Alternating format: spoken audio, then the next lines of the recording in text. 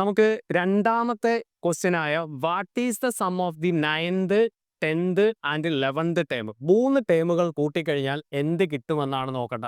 വേറൊന്നുമില്ല, ഒരേ അകലമാണെങ്കിൽ നിങ്ങൾ നോക്കിയേ, 9th ടേം ആകുമ്പോൾ T9 T10 T11 ഒരേ ഡിസ്റ്റൻസ് അകലമല്ലേ ഇതാട്ടെ. മുന്നിലോട്ടും ഒന്നിൻ്റെ അകലേ ഉള്ളൂ, പിന്നിലേക്കും ഒന്നിൻ്റെ അകലമേ ഉള്ളൂ. അങ്ങനെയാണെങ്കിൽ ഒന്നും തന്നെ ഇല്ല, നമുക്ക് 3 ടേമുകൾ ഒന്നിച്ച് വരികയാണ്. അപ്പം നമുക്കത് ചെയ്യാനായിട്ട് എന്താ, 3 ഇൻറ്റു എത്ര ടേമാണ് ഉള്ളത്? 3 ടേമാണ്. 3 ഇൻറ്റു നിങ്ങളുടെ വാല്യൂ എത്രയാണ്? 25. എത്ര കിട്ടും നിങ്ങൾക്ക്? 75 ഈസ് യുവർ ആൻസർ. ഇത്രയേ ഉള്ളൂ. അതുപോലെ നമുക്ക് സിയുടെ ക്വസ്റ്റ്യനും നമുക്ക് ഈസി ആയിട്ട് ചെയ്തെടുക്കാൻ പറ്റും.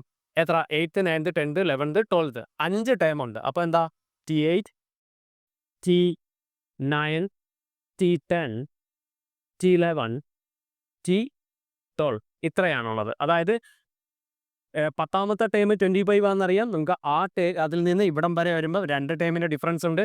ഇവിടെ വരുമ്പോൾ 2 ടേമിൻ്റെ ഡിഫറൻസ് മുന്നിലോട്ടും ഉണ്ട്. അപ്പം നിങ്ങൾ മനസ്സിലാക്കുക, ഇതും എന്ത് ചെയ്യുക, 5 ടേം ഉണ്ട്.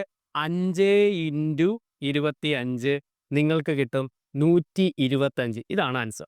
ഇത്രയേ ഉള്ളൂ. ഈ സമ്മ് കാണാനുള്ള ഇക്വേഷൻ ഇങ്ങനെയാണ് കേട്ടോ.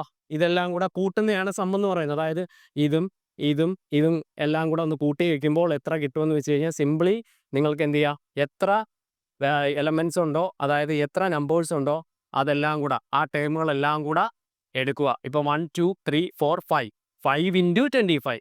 അപ്പോൾ നമുക്ക് എന്ത് കിട്ടി? 125 കിട്ടി. അപ്പോൾ സിംപ്ലി നമുക്ക് ഇതുപോലെ ഏതൊരെണ്ണത്തിൻ്റെയും കണ്ടുപിടിക്കാനായിട്ട് പറ്റും.